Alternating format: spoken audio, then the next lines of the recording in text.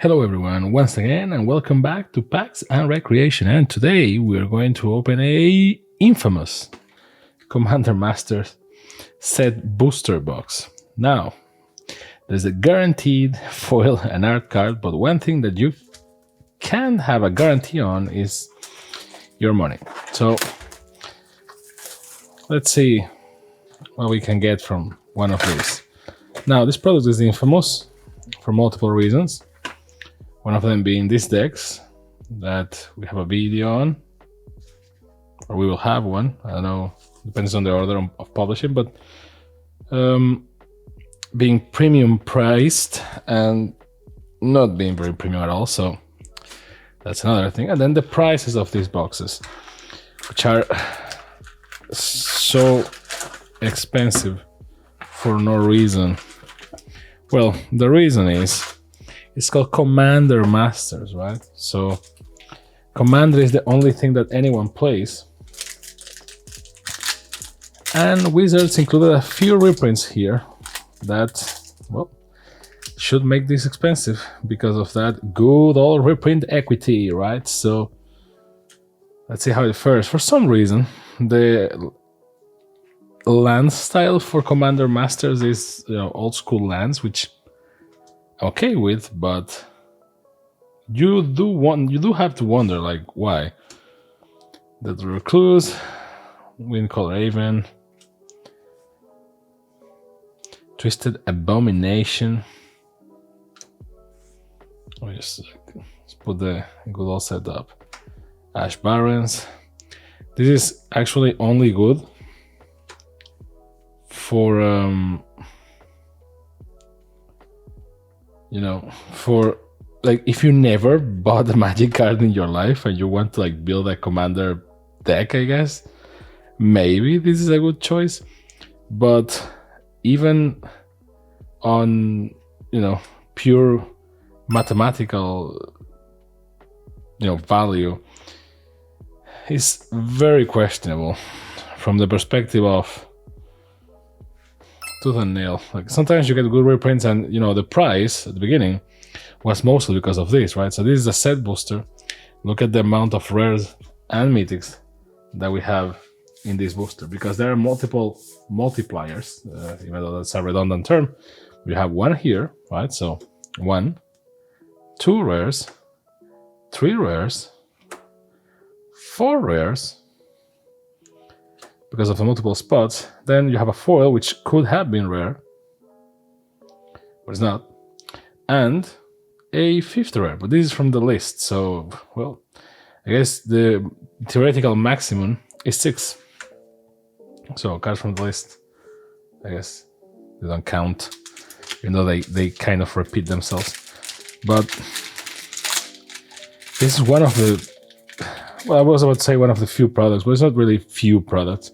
This is one of those products that is just like, Wizards, do you want me to just buy the singles, maybe? Because even if you buy one copy, like there are like at most there has to be like 10 cards that you really like from this set. Like if there are 10 cards that you really like from this set, even if those are the very expensive ones, like the Jeweled Lotus, which I can never say enough that it kind of breaks Commander. You can just buy those cards and it's still cheaper than getting a box of this and just getting random stuff that you likely don't need. Like, yes, you can get great cards like Azusa, Lost But Seeking. This is great. On Demonic Tutor, see, like, oh wow, there's value. It's like, well, just by pure insistence, you will get value here, like Hammer of Nazan, Curtain Skull, Snakeskin Veil, and foil, and a treasure token. One good thing though is that, well, this is a master set. There's no need for publicity, technically, or for ads, so tokens are double-sided, which is like, thank you, Wizards. All tokens should be double-sided. And why do I need publicity on a magic card if I'm already buying magic cards from you? Like, what's the whole point? But I like rest. And these lands, I don't know what to make of those lands. Oh, Command Tower, nice. I am that kind of person that I get more excited about this than the actual good cards. It's like, yay, a command tower. Just because, let's be honest here, there's only one way of you getting a command tower, and that's from Commander Legends. Well, I don't remember if command tower is in Commander Legends, but at least in Commander Masters, it's kind of cheap to get this, like, you know, the Commander lands, even though they are not Commander lands, they're most flexible lands. But it's kind of the only way for you to do it is just buy a precon or buy the pieces of a precon. And Exsanguinate, nice. And Return to Dust as well. So I guess you can argue that like the whole point is for you to, you know, you can, because since Wizard created those cards in the context, Cyclonic Rift, nice. The card is whatever, but like beautiful. And a zombie, that's also a cat. Not bad. Like those cards were created in the context of a commander deck or precon, so you can only get them in that context, and therefore my OCD is not happy about it. Generous Gift, I like this art, but I feel that we lost the two weird horns in the elephant, because the original art has like these two weird horns on top of the head, like not the tusks. So I know there's a lot to say about, you know, Commander and what Magic has done, or like what Wizards has done, or Arcade Signet to Commander, because they started to put like these weird things, like for example, Arcane Signet is mandatory to have in your Commander deck. If you don't, what are you doing, right? Like to the point that, and I have commented this. Wrath of God. I have commented this in previous videos, which is Verdant Confluence and Radius Confluence. I love it when you get the cycles. That's great. Nemata Group Guardian and an Eldrazi. That's also an elemental. Like, technically, you're supposed to have your Elder Dragon or your Commander, and then, you know, nice. And then just, you know, the 99. The problem is that who doesn't have like an Arcane Signet, or who doesn't have like a Soul Ring, or a Command Tower, you know, like obviously, like there is no downside to having those cards in your deck. So, nice, Eldrazi's. So, why wouldn't you, right? So it really comes down to, it's not really 99 Commander cards. Like, it's not really a 99 card deck. It's really like 89, because there are like 10 staples that everyone needs to have, and they are not that expensive either. So you can just, you know, put them in your deck, and that's because of those trickeries that Wizards has been doing with Commander, you know, and then they become, I love this card because it's like, yes, it's deflecting something, but at the same time, the posture on the dragon and the casual stance, he's just like talking, like, and then I told him, no thank you, can you believe it? Like, what the fuck is with this art? Kozilek, the Great Distortion, nice. The only wood colorless commander. Well, technically Karn is kind of good as well. Bribery, Letter of Acceptance in foil, and a card from the list, a card from Theros, Beyond Death. Eutropia, the twice favored.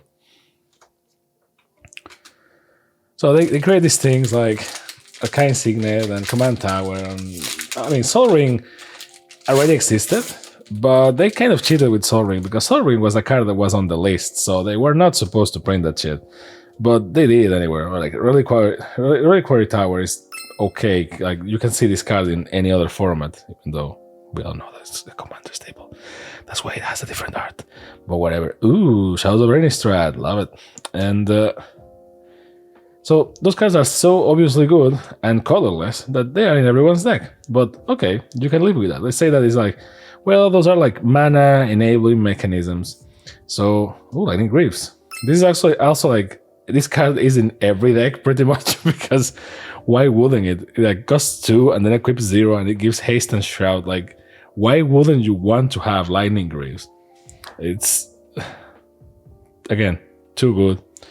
Salt Suit, Whisper, Blood Liturgist, Sakiko, Mother of Summer, not bad. Training Center. Training Center is battlefield, tapped unless you have 2 or more opponents. These are kind of free dual lands for Commander, which is also kind of broken. Like, why wouldn't you run one of these in your deck? I mean, if you play Commander in a normal fashion, you always have 4 people in the table, so why wouldn't you? The medallions, this is kind of a high value item, and well, at least those are not like auto includes in every deck because it depends on which deck you're playing, I guess. So there is that.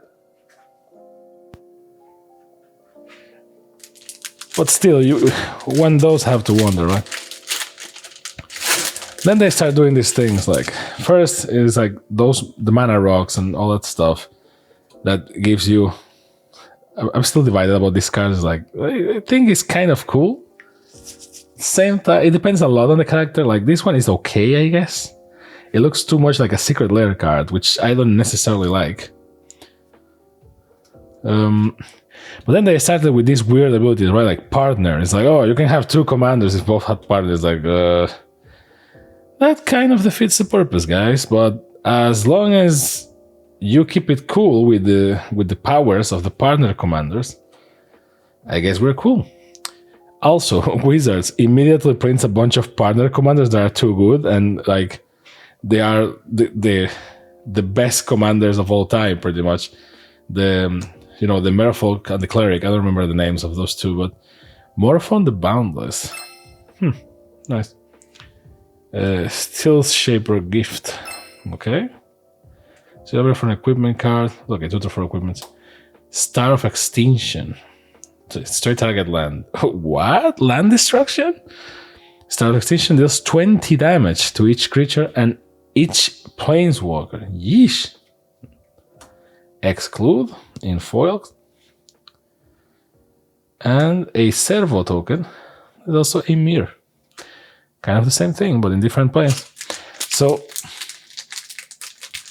you had the partner mechanic. And then, which is kind of like, okay, I guess, as long as the commanders are kind of weak and all that stuff. But then Wizard was like, no. Let me create things like Jeweled Lotus, because we need to, like, God knows we need to put those lotus. Like Path of Ancestry is another one that is like, why wouldn't you have this card here? It's just too good, right? Like, put it in every deck that you have. There is no reason to not run it. And if you look at most like competitive decks, or not even like real competitive, like good commander decks, like level 7 commander decks, you'll see that most of them actually run the same freaking, like 30 of the cards or more are kind of shared. Unless you go like full proxies or like unlimited wallet, in which case, well, everyone will have like Mox Diamonds and stuff like that, I guess. So, there is that. Chainer Dementia Master. This card was kind of good, but since it was reprinted in Dominator Remastered, then there you go. So, Blood Chief Ascension, Idol of Oblivion. Nice. Draw a card, activate only if you created a token this turn. And Aid and Sacrifice it, create a 10/10 colorless Eldrazi creature token. It's okay. And the servo, that's a knight. I think that the worst thing that they did for Commander, besides, because they printing cards or like interesting legendaries, focusing a lot on legendary cards and therefore on Commander. Oh, another command tower, nice. Or I think that they putting emphasis on Commander is not bad. I think that they breaking Commander, that's kind of bad, because then if you want to be mildly competitive, which I mean is their goal, they want to sell you cards, so that's how it works. But if you want to be mildly competitive, even considering that, well, yes, Commander is a casual format. Ooh, Omniblix of the Black Oath. Nice. Even considering that, yes, is a casual format, and we all know that, etc. You still want to win, right? Like, and if someone starts to play cards that obviously are made for Commander, have an advantage at Commander because they're like only playable in Commander and therefore are too good for that, because they were created from scratch for that purpose, then what's left for you, right? So you need to play the same cards as everyone else to a degree, right? So, and that takes us to the commanders. There are some commanders that got reprinted here, like the Ore Dragon. Some others were not. And that's interesting. I guess that good old reprint equity is very important. So some of them got their treatment, some others didn't. But Dracoseth, Maw of Flames. Nice. Arachnogenesis. See, this was one of those cards that was like, oh, this is so freaking expensive and valuable. Now it's like, thank you for the reprint. Now it's like $8 or something like that. I don't know. Need to check when the video is edited, but Counterspell, love this art. Although I still prefer the Jace art from Jace versus Chandra. Soldier is a demon. I think that the moment that Wizards like really screwed up was when they introduced the Eminence mechanic, because like partner, okay, that's kind of stretching it, but I guess that you can do partner. I mean, I don't think it's going to be like that traumatic. I guess I assume maybe, right? But then you have Eminence, and Eminence basically means, yeah, you don't need to play your commander is just sitting there and chilling. It's like, sorry, what? Then why do I need a commander? This is more like a passive buff kind of thing. Tasia Karlov and Galta, Primal Hunger. Not bad at all. Pure Steel Paladin. Nice. Boom Pile. Flip a coin if you win the flip. Destroy all non-land permanent. Oh, okay. Forbear's Blade. Interesting. And a Human Soldier. That's also Phyrexian Mirror. For example, Edgar Markov, which is not in this set, if I recall correctly, is just too good. Like, where would you play him? Like, his effect... Oh, nice. The coincidence. His effect when he is on the command zone is a lot more powerful than his normal effect. You know what I mean? Like, his normal effect is something like +1/+1 or something like that. And his command, his eminence effect is pretty much, all artifacts. Yay! Prophetic Prism, Explorer's Scope. It's like every time you cast a vampire spell, you get another vampire or something like that. And that brings me to the question. Why wouldn't you play Edgar Markov if you have, like, there's only one good vampire commander, like everything else is just like a joke. And for the Ore Dragon, I mean, maybe it's not the best and the one and only commander for dragons, because you have stuff like Kalsa? I don't remember the name of the... Well, the angel lady that whenever she attacks, you can cost a dragon, an angel, or a demon. And I think that's like also a good option. But the Ore Dragon just pops the stuff into... I mean, Eminence was a mistake. But you could tell that it was a mix between they were having fun, they were trying things, and they wanted to sell you stuff, because it was like 1 year they introduced some of these, now considered staple cards, right? So it's like, okay. Then on the next year they introduced another one, like Arcane Signet or something like that. And then there's this year, I don't remember the year exactly, but there's this year where all the commander decks that they published, I think it was 2015 or 2014, I don't know, were monocolor Planeswalker decks. And you may be thinking, wait a second, how could a Planeswalker be the commander? That doesn't seem right. They can be. They're not a legendary creature. And it's like, well, don't worry. Wizards has your back. The only thing they need to do is they put a magic line of text that says this creature, or this character can be nice. This character can be your commander, and there you go, problem solved. So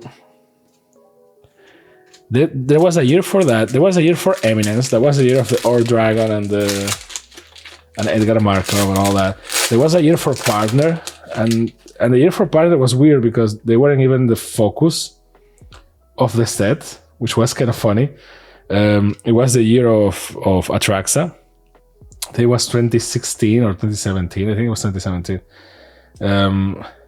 It was something like, oh, you have these great commanders and great ideas for decks. That's amazing. Now, that being said, every deck comes with 3 co-commanders, and all those co-commanders have Partner. So you can either go with your main commander or have any combination of these two. Any combination of these 3, because these ones have Partner.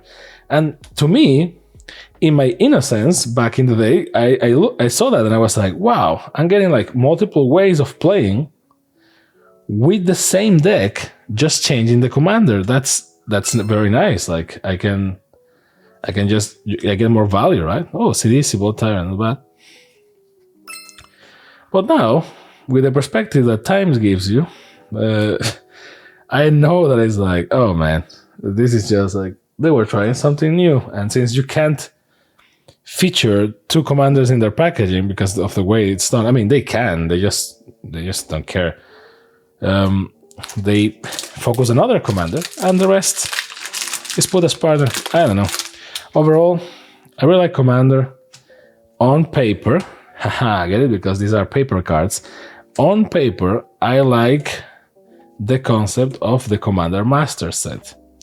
I don't like the price. I understand that the price is there because there's a lot of valuable cards in here. The problem is that the moment you put those cards in there, and the rarity may be slower than the first time you printed them,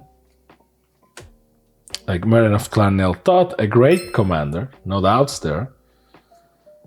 What happens is that those cards lose value, and therefore there's not much reason for us to buy a box. And even if you like, this card looks great and it's not. Oh, Maelstrom Wanderer, nice.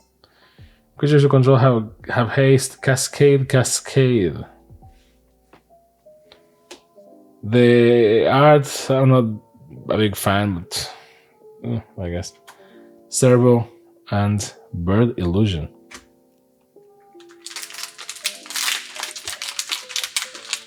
So it really comes down to like, I mean, can you build a good commander deck just with the cards that you get from popping a couple of boxes of Commander Masters?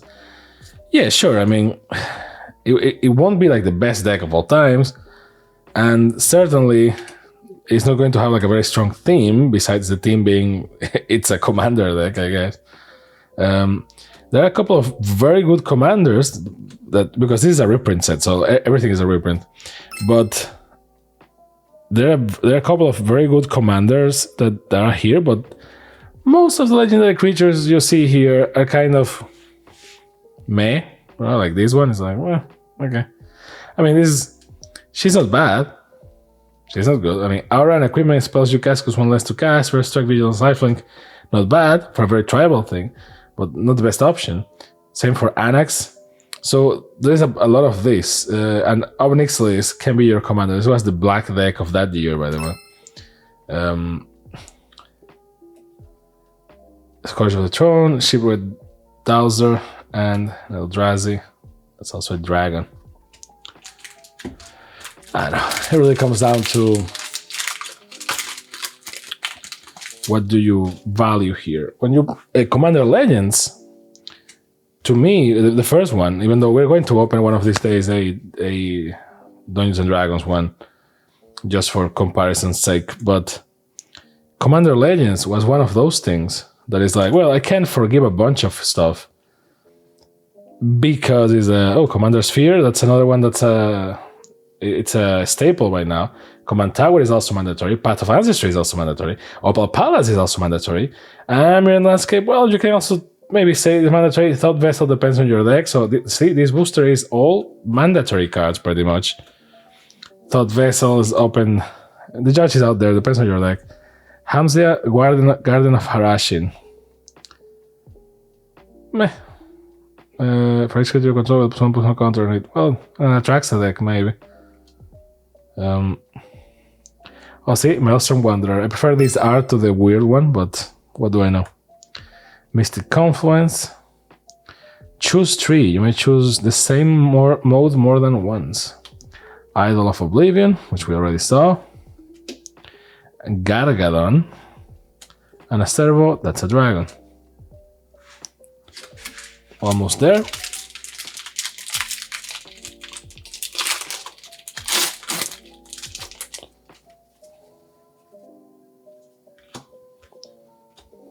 Counterspell. With the bones. Drawing Sorrow, Seed Response. You know, you see the horns? Very emblematic, weird art, but whatever. Dragon Fodder. I mean, you get an elephant. You don't get that elephant, so I guess the art is whatever. But you gotta respect traditions, man. The elephant has horns. Respect the horns. Fiendlash. Melek is at Paragon. Not a bad, weird commander. Gonti, Lord of Luxury. Hana, Ship's Navigator. Bloodsport, Trinex. Phyrexian Gargantua. And a card from the list. And she's a very good commander, actually.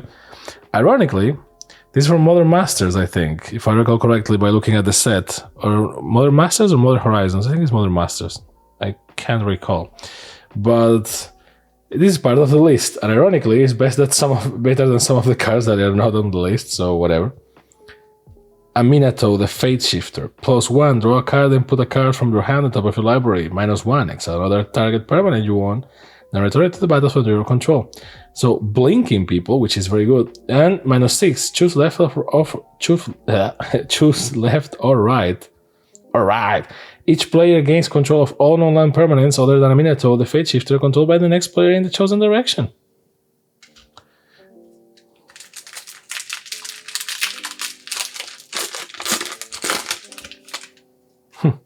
Looks like the ghost from Ghostbusters. A mountain, see, Reliquary Tower. Courage in Crisis, Next King Veil, Toxic Captain. Like, you have some useful cards in here, but again, like, maybe the draft boxes, but they're still so expensive, it's kind of pointless. Commander Legends was cheap, of Elder Stone. This is another mandatory one, at least to a degree. And Tran Dynamo, maybe, depending on what deck you're running. Kazul, Tyrant of the Cliffs, nice. Berlin, the Moonkraken. Rafik of the Many, sorry. The Jet Medallion, not bad.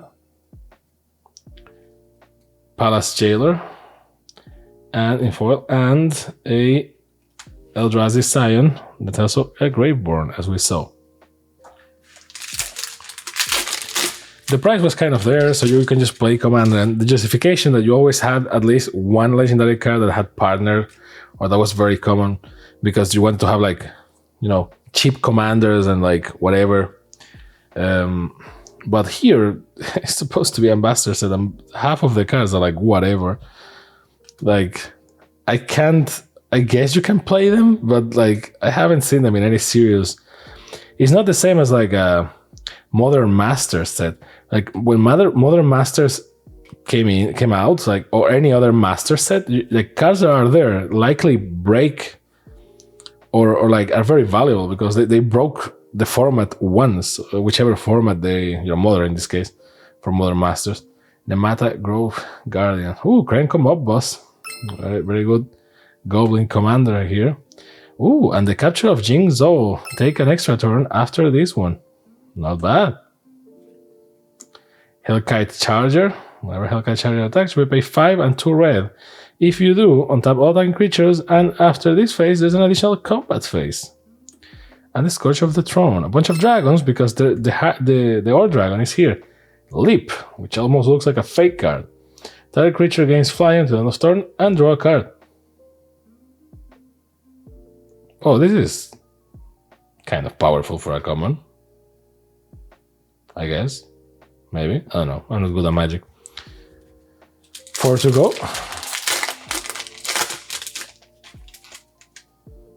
Kemba, nice. I love it when I kind of like it when this happens, even though I know it's a stupid thing, and only I care. But Felware Stone in nice art. This is always great because I live for this. A braid, all that glitters. They really went all out with all that glitters. It's not that great of a card. Sunken Artist, Slice and Dice, Piana, Nomad Captain, Kellet, Summon Familiar, Magus of the Wheel. So for Magus of the Wheel, each player discards their hand, then draws 7 cards. So basically, it's a Wheel of Fortune in the shape of a creature. Miri, Weather-like Duelist. As long as she's tapped, no more than 1 creature can attack you each combat. Not bad. The 2 or more opponent lands, which are the broken lands.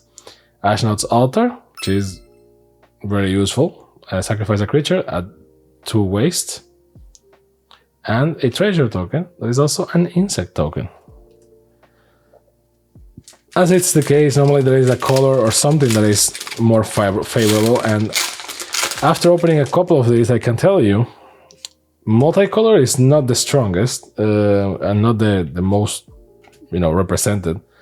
It is colorless, without a doubt, and that makes sense. Colorless and weird lands, meaning not basic lands, and that makes some sense because, well, what is the one type of card in Commander that is very useful and you can just put in any deck? Yes, lands or special lands and colorless artifacts, because they can run in any deck regardless of your color identity.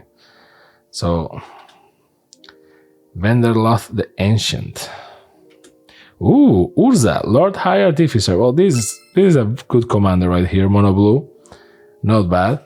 When Urza, Lord High Artificer, although he will be your commander likely, enters the battlefield, create a 0/0 colorless construct for a creature token with this creature gets +1/+1 for each artifact you control. Tap an untap artifact you control and you get 1 blue mana. And if you pay 5, you can shuffle your library, then exile the top card. Until the end of turn, you may play that card without paying its mana cost. Not bad at all. 2 or more opponents again, Rejuvenating Springs, Thorn of the Black Rose in foil, and Scorch Earth. Choose and discard X land cards. Destroy X target lands. What? It's like the second, what land destruction card that I get in this box. Wizards, you were supposed to stop printing this according to your own design rules. You want me to, no one likes land destruction. Second to last booster, by the way. I'm trying to do this faster, but keep the relaxing podcast element to it, I guess. But still,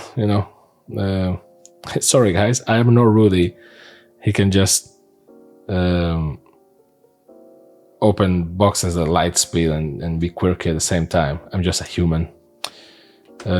Witching Well, Reverse Engineer. This is the blue booster.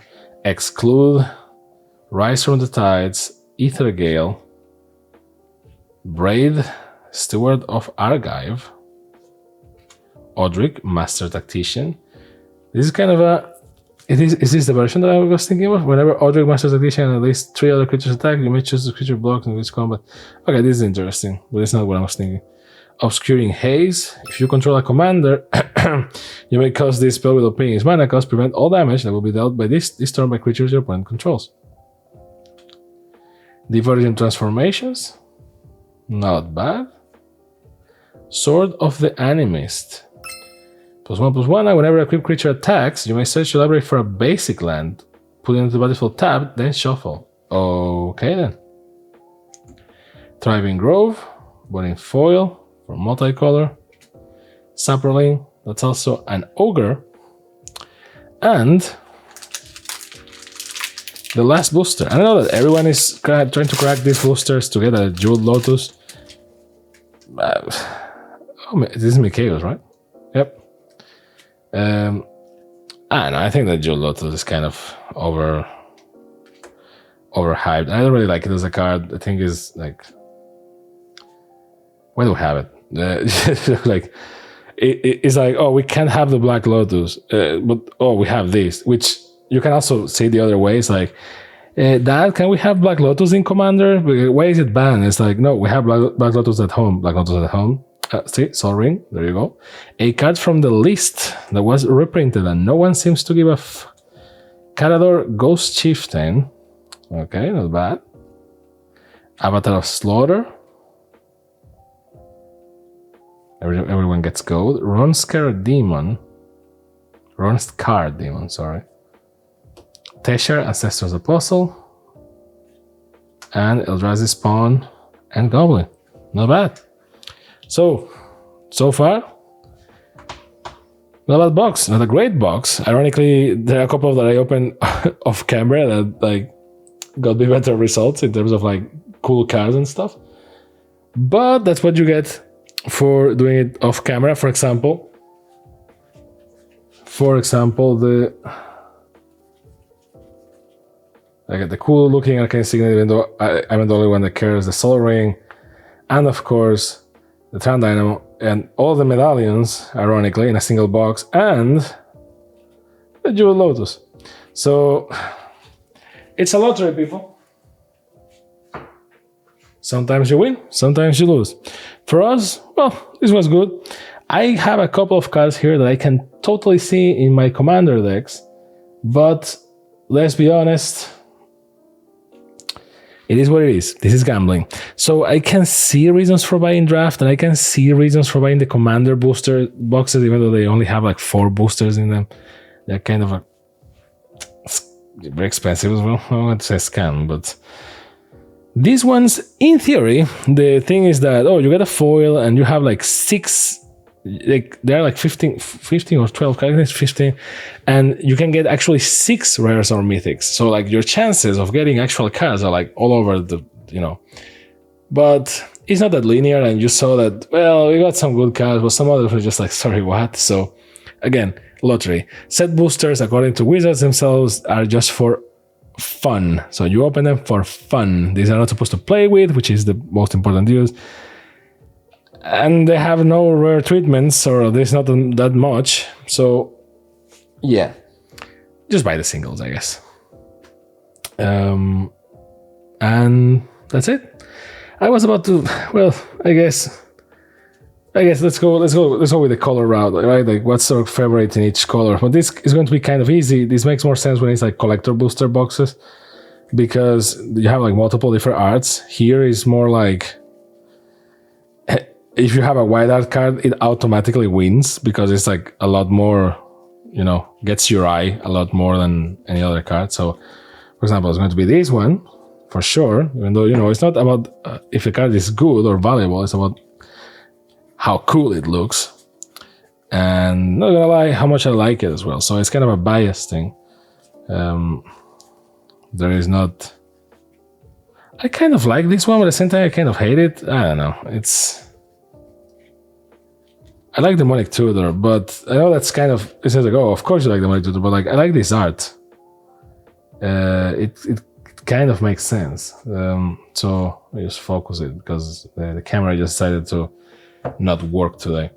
So on blue, blue, this card is kind of okay, and like am I crazy, or like this character looks like Olivia from Commander at Home? Like I really believe it. Like that can't be a coincidence. It really looks like her. So in blue, I like this one. I think it's going to be that one. See what I mean? It's like a white art has that big chance of being the better looking card of each color. This one is kind of interesting. I haven't seen it until this point, so yeah, I think it's going to be that one. Oh, well, no, actually, sorry. I like this one because the dragon is just talking like, well, can you believe it? And then I told her, like, sorry, lady, that's not me. That's my brother. Because I was rich, I kind of get it, but it's kind of ugly. I like Elvish Mystic. The card is whatever, but I like the art.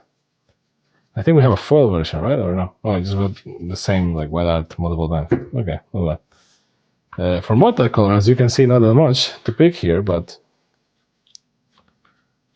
it's kind of whatever. Like I kind of like it, but at the same time, I don't like it. And this is like super meh. I don't know. I don't know who decided that that was a great look. I can see how that decision came to be because like the great commanders and stuff like that. But it's like at the same time, it's just so meh, man. I like this one. Um, let's go with artifacts. Well, at least there's some stuff to pick from, the normal ones. Felware Stone is interesting. Commander, I think it's going to be. Oh well, artifacts and colorless, right? So, Commander Sphere. Why not? Let's just honor the new cards, right? And for lands, or for non-basic lands, because basic lands are kind of whatever in this set, I like the Command Tower. Battle Ancestry, I like it, but I don't really understand why it's a sliver tree. I guess there is something to it, but I just can't. So there you go. That's our pick. That was the pack. You have the value on the side. Thank you very much for watching. This has been Packs and Recreation. See you next time. Like, subscribe, and all that stuff. Bye.